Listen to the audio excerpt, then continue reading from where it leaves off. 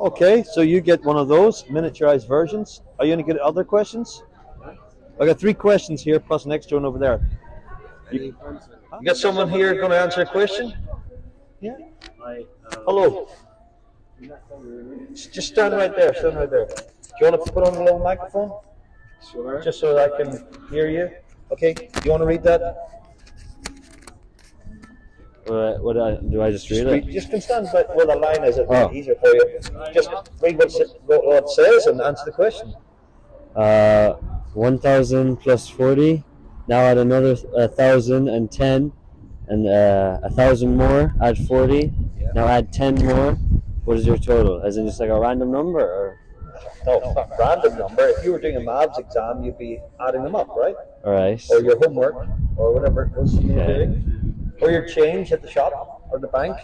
You don't just say a random number. That's the first time I've ever heard someone say it. Just get a random number. You're not using a calculator, are you? No. She's not texting a friend, help me, I'm stuck.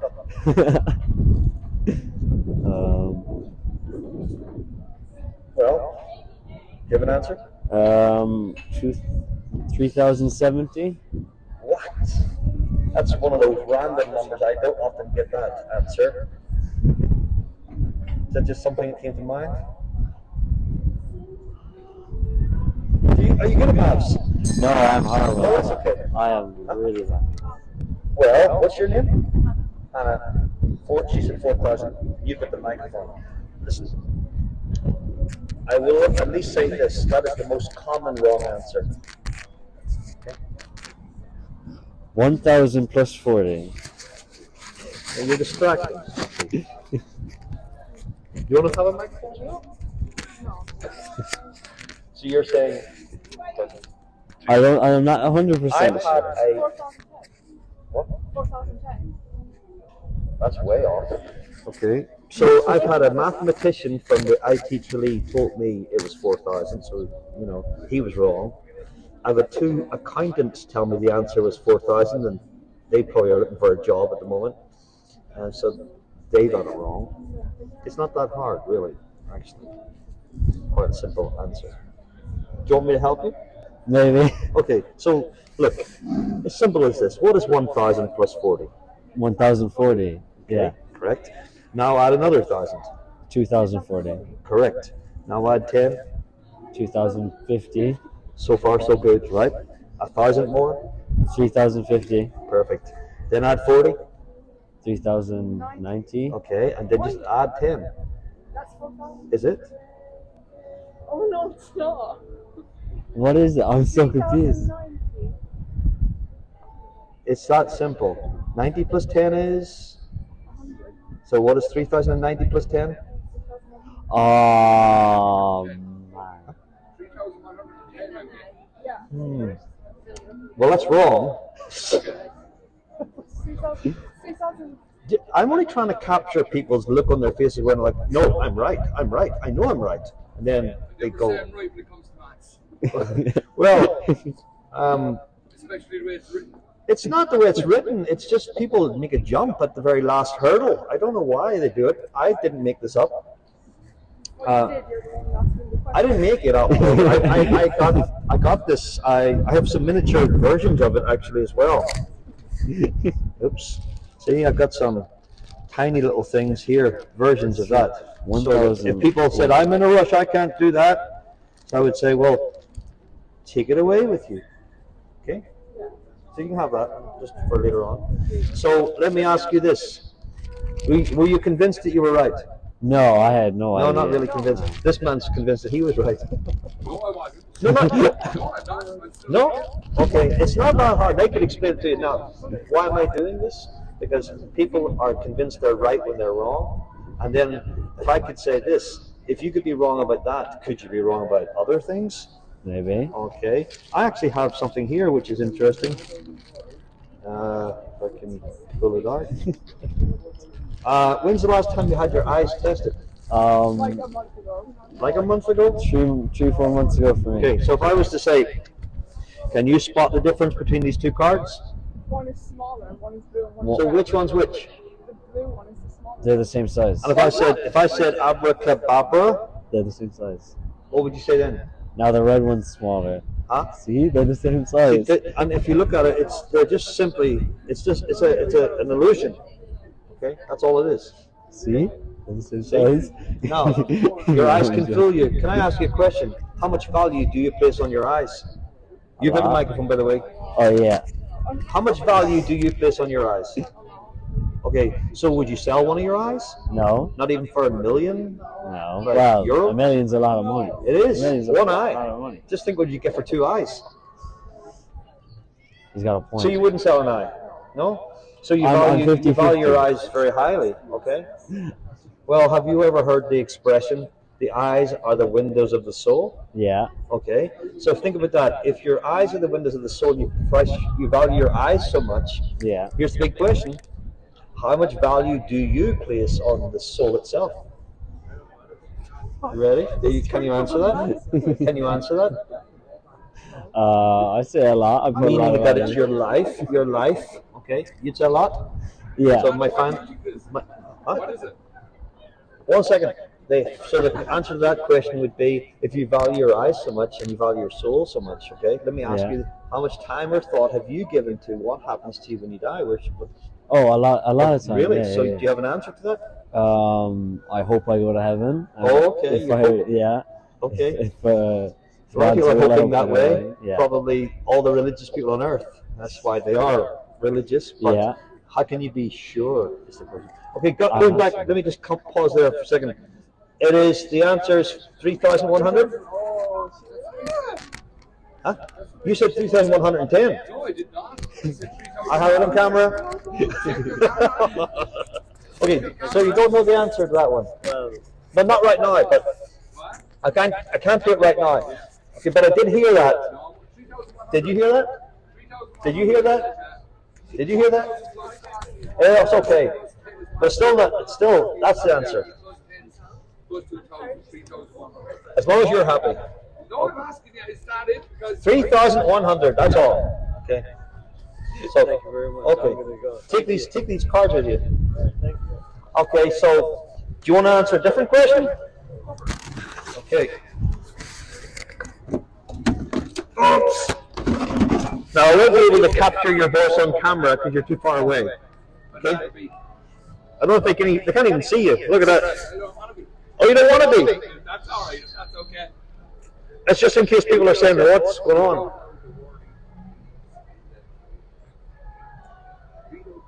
Read out loud. Okay.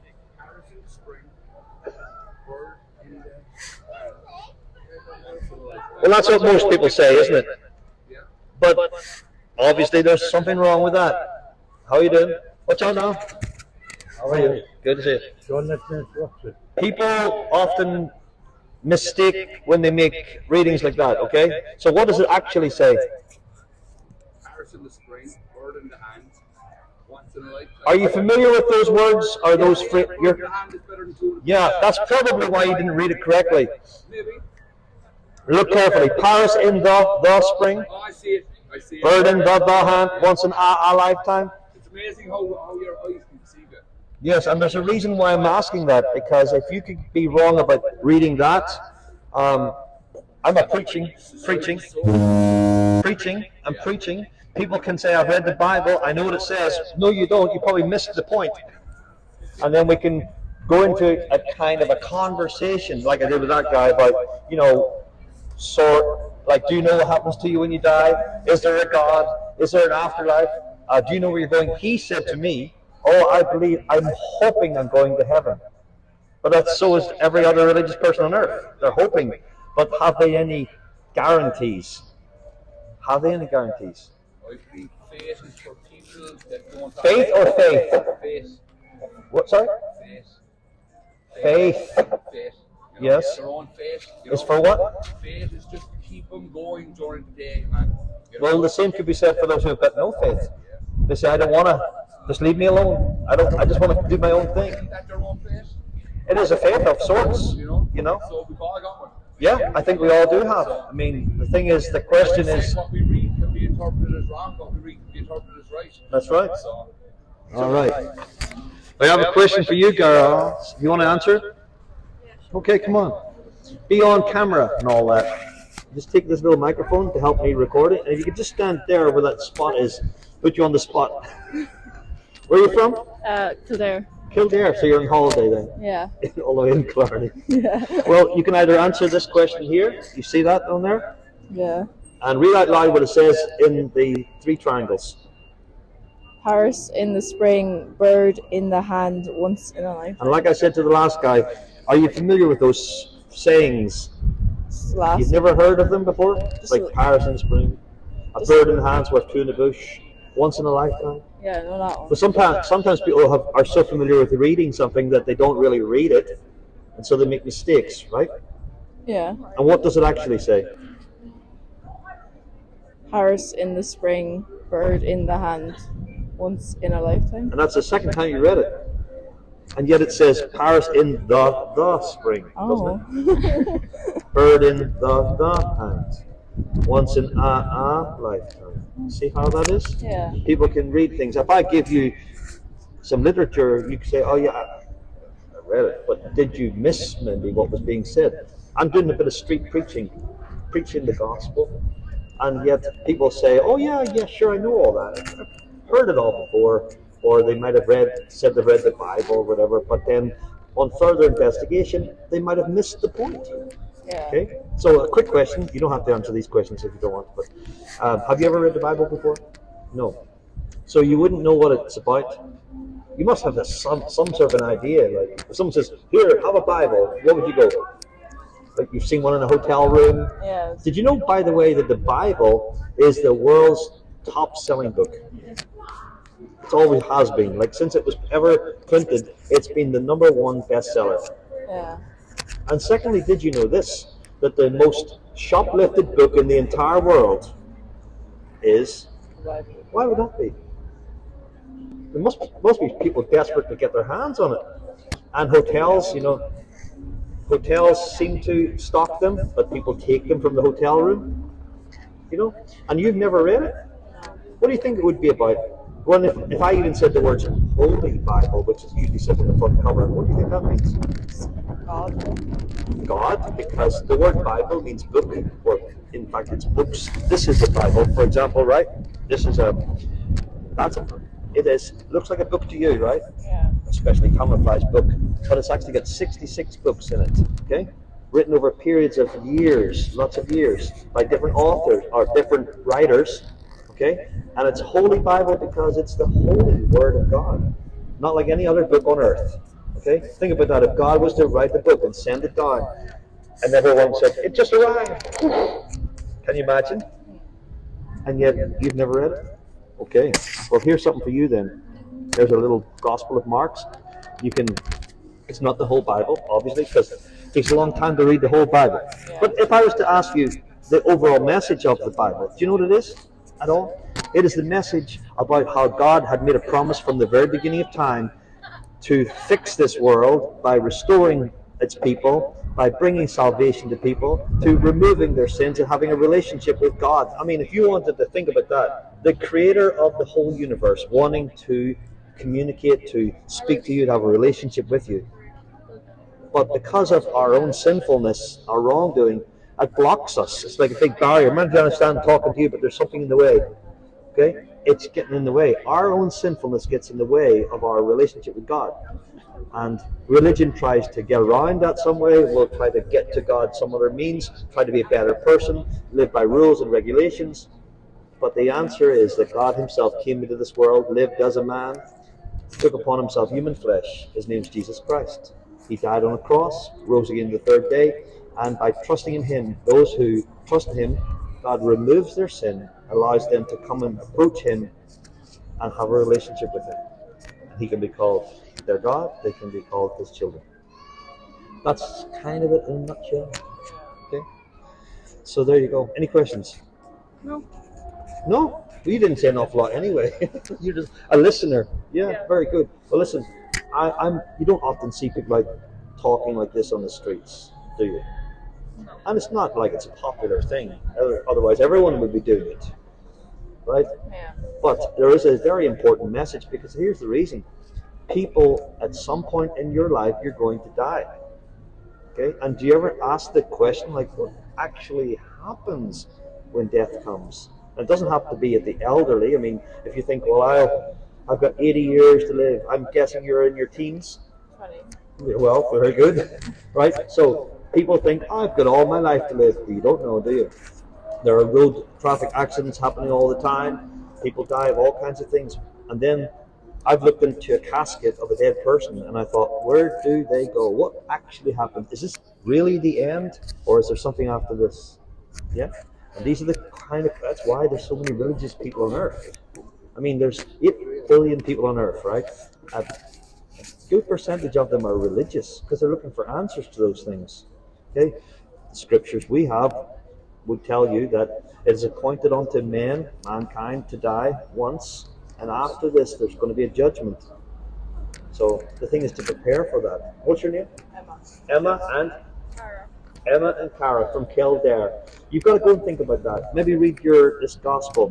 But I was 17 years of age when I, in my own bedroom, came to God looking to know, how can I know you? And I came through Jesus Christ. Okay? Well, thanks for stopping. Okay, thanks. Okay, tell me, take this microphone and stand on that spot. I put you on the spot for a reason. Okay. I might catch you on camera. Okay, are you from here locally? Yeah. Okay, and you? Friend from where? Ukraine? Sorry? Ukraine? No, I live here as well. Okay, cool. Okay, what's wrong with this? It's asking you to read what's written in the 3 triangles, but you said there's something wrong with it? Is there a printing error or something? It says Paris in the spring. Okay, why does it say that? I don't know. And the next one? Bird in the hand. Yeah? And then once in a lifetime. Do you think that's a typing error that's been made by the guy who produced the sign? Maybe he accidentally got it printed wrong? It's supposed to like trick your mind or something. Not to trick your mind. People read it and they say, oh, I can read that. And they always read it like this, Paris in spring, bird in hand, once in a lifetime, right? Yeah. And even if they do it 2 or 3 times, they're still going, no, I'm right. And they're convinced that they're right Yeah. when they're wrong. Have you ever had a hard time convincing someone who's wrong that they're wrong? Yeah. And they're saying, no, I'm not. So I have other questions here. For example, this one here is a Mavs question, all right? Now, I have had literally a mathematician tell me that the answer was 4,000. I've had 2 accountants tell me the answer was 4,000. I've had lots of people even today coming up and telling me the answer is 4,000. And yet, what is the answer? You can help them out if you feel that you want to.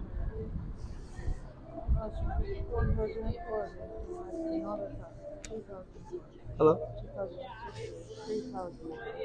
You've no idea. Stand where your friend is. Maybe you're at the wrong angle. Okay, you've no idea at all. Are you any good at maths? Yeah, I get 90 plus every single test. Okay, so you should have no problem with this. I am having one that's getting 4,000 every single time. Well, just read it. Okay, what is 1,000 plus 40? 1,040. Okay, so that's, I would say you passed. 2,050. 3,000. 3,090. 3,000. Okay, so what's the most common answer that we get? Oh, yeah. Huh? 4,000. Around 2,000. Yeah, see? And yet these people are convinced that they're right. Yeah. Okay? And if I tell them they're wrong, they're like, no, who do you think you're telling me I'm wrong? Okay, now for one last question, okay? One last question. You ready for it? How's it going? See how quickly either of you can answer that question, okay? Hold the microphone up or put it onto your clothes so we can get a proper understanding of this. Let me see. There we go. Finished files are the results of years of scientific study combined with the experience of years. Now count aloud the F's in the box. Now the box does not mean this box. It means this yellow area here, okay? One of the yellows. Do not look back. Look around. Count them again. 1, 2, Here's something for you, by the way. Take away with you, just in case I forget. 3.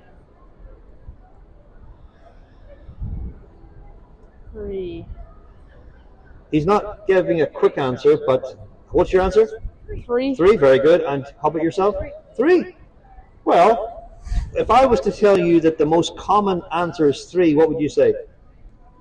And the average person does say 3. But I can guarantee I can point out the very ones that you missed when I said when there are 6 of them. 6 of them. It's in the one with the yellow border. Yes, it's in that area. But there are 6, and you counted 3? And you counted 3. How's it going? But if I was to say to you, I bet you didn't see that one, and that one, and that one, would you say, am I right? Yeah. Am I a mind reader? Oh. I'm not a mind reader, but I'm just telling you that's the most common answers that people get wrong.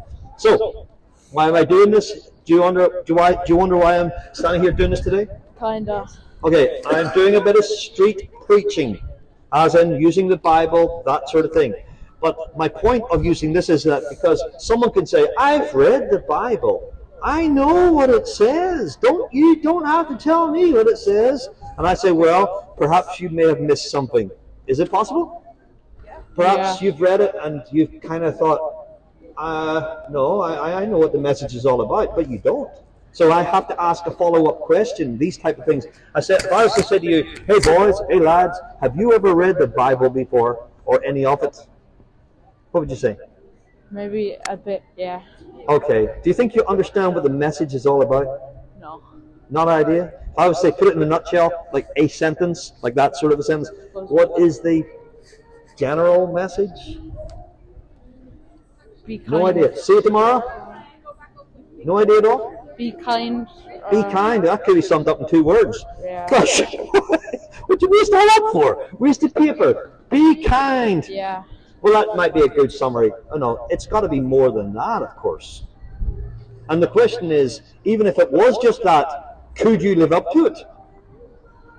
Maybe. There's a lot of people think they can. They said, oh yeah, I'm that one, I'm being kind, and that's always required of me. In fact, did you know that when a lawyer came up to Jesus one day and says, hey, good teacher, I know you're a good teacher, so I'm going to put you on the spot. I'm going to really ask you a hard question. And he says to him, which is the first and the most important law of all the commandments? Now, in the Bible, there are, in the Old Testament, 613 Old Testament laws. Some of them apply mostly to Jewish people, such as the food laws, the clothing laws. But some of them are moral laws which apply to us all. You shall not steal, you shall not murder, you shall not commit adultery, that kind of thing, okay? But this lawyer knew his Bible, and so he said to Jesus, what is the greatest and the first and the greatest of all the commandments? So Jesus did not say, well, that's easy. That's easy. It's the 4th commandment, keep the Sabbath day holy, which some people think, the Seventh-day Adventists believe that it's the most important. He didn't say that. He didn't even mention one of the 10 commandments. Do you know what he said? The first and greatest commandment is this, that you love the Lord your God with all your heart, all your soul, all your mind, and all your strength. But then he didn't finish there. He says, and the second one is like it. The second commandment, what's that? Well, normally, the first commandment in the 10 commandments is, you shall have only one God. Number 2, don't make for yourself any idols. Yeah? But Jesus said, the first commandment is, love the Lord your God with all your heart, soul, mind, and strength. And the second one is like it, love your neighbor as yourself. And if you do that, you fulfill all the commandments, because they're all based on that principle. But the problem is, how many can live up to that? Oh, yes, I could do that. I could love my neighbor as I love myself. You know, that's the problem. We can't live up to it. If you said, I love God, you certainly cannot say, with all of my heart, because our hearts deceive us. With all my strength, with all my soul, not one of us can do that. Okay? And we certainly cannot say, and I love my neighbor as myself. And Jesus was once giving the description of, do you remember the story of the Good Samaritan? Yeah. A man was going down from Jerusalem to Jericho, and he fell among thieves, got beat up, and was left half dead. And as the road was busy, there was no one had thieves and robbers on it, but a Levite was walking past, you know, in his regalia, his holy outfits, walked past and saw this man and thought, ooh, better stay clear of him. I might get robbed. This could be an ambush. You know, it could be. So he stepped to one side, and another guy, a religious guy, walked past, and somebody else walked past, and finally, a Samaritan, a guy from a different town that they didn't like, Didn't get on well with the Jewish people. The Samaritan walked past and they saw him there, and he stopped and he bandaged up the guy's wounds, put that guy on his horse, and he took him away, put him into an inn, paid for his lodgings, looked after him and everything. So the question then Jesus asked, which one of all the people who went past was a neighbor to that man?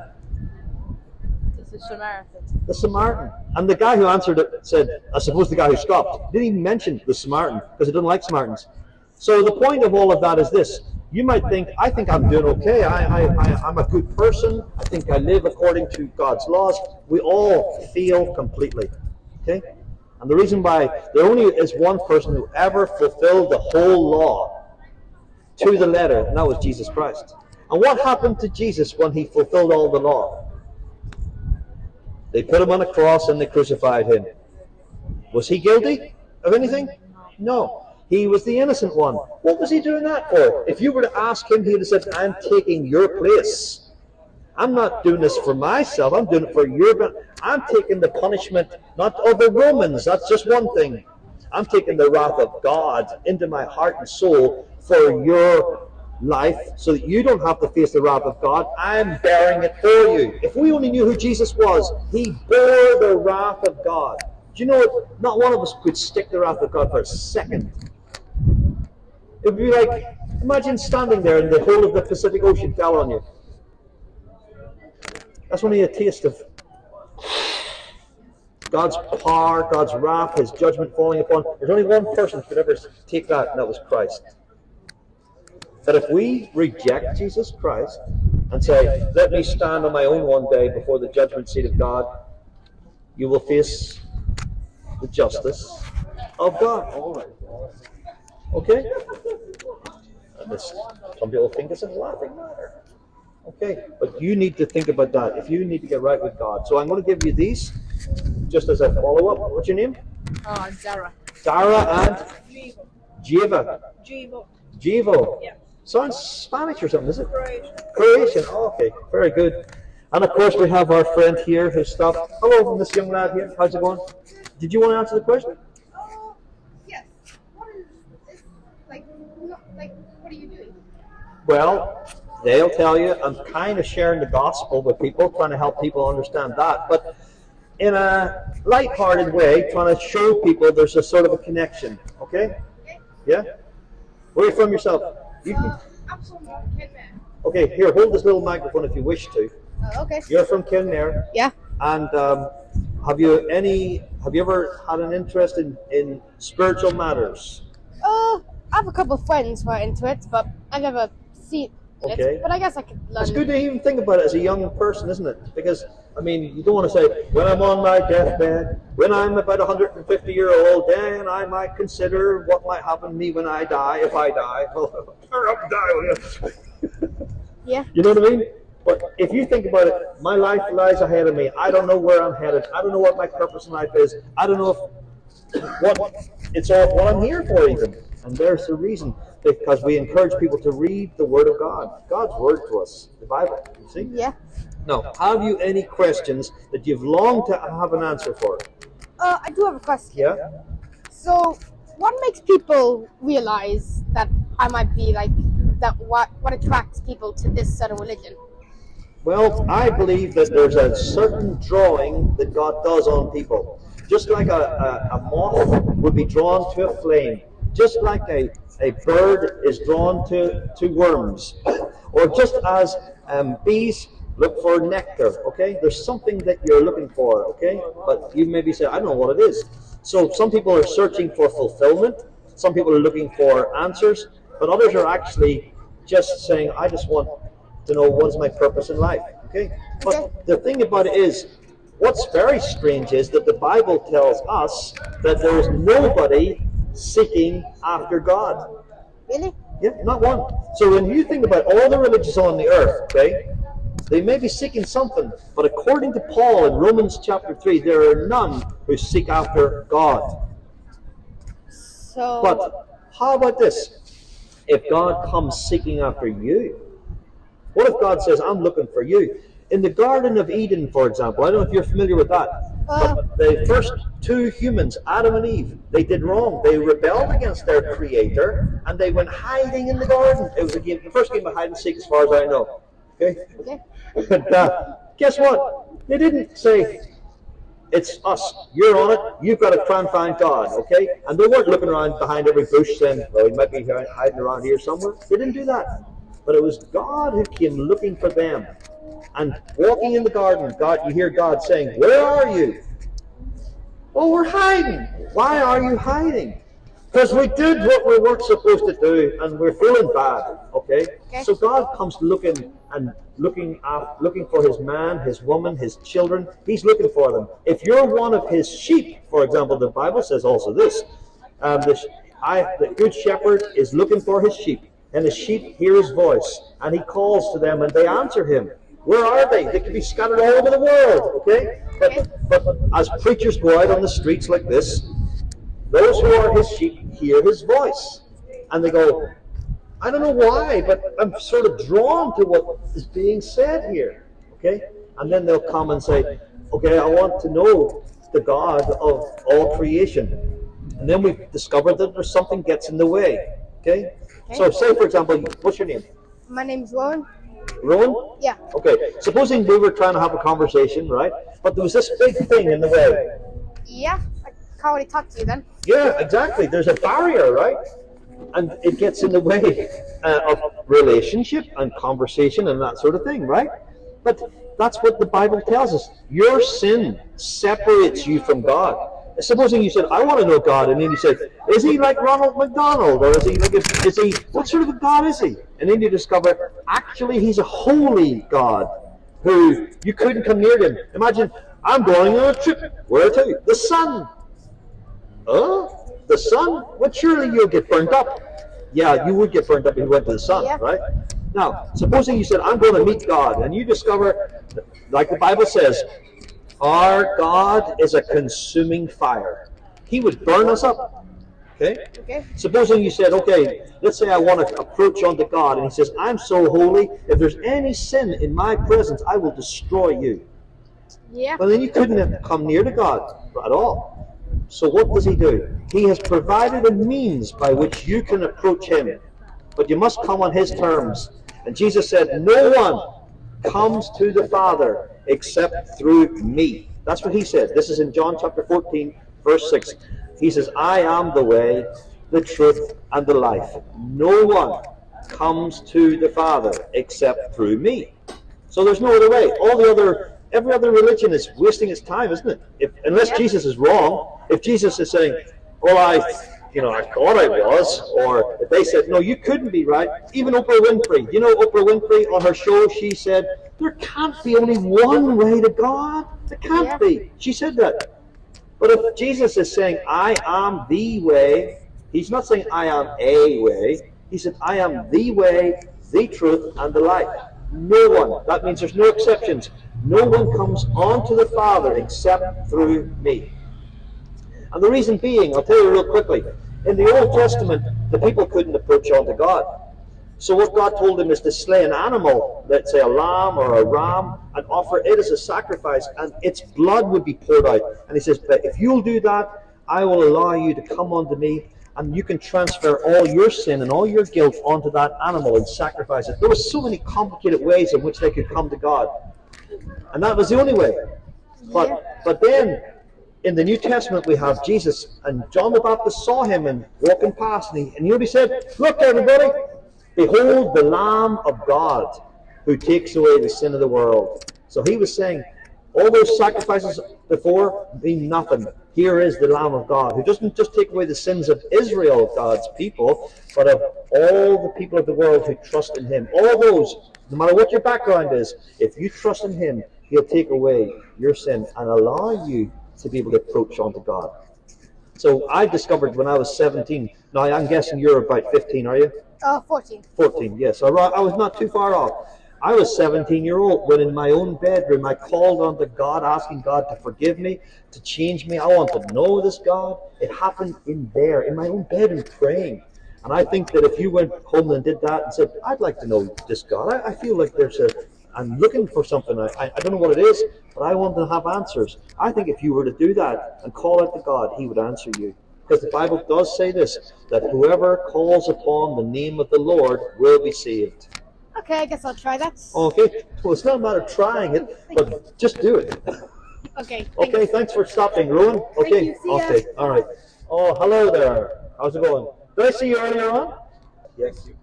But if you want to know something about God, I might have your answer. Here you go. I don't know if you have ever considered the realities of there being a creator.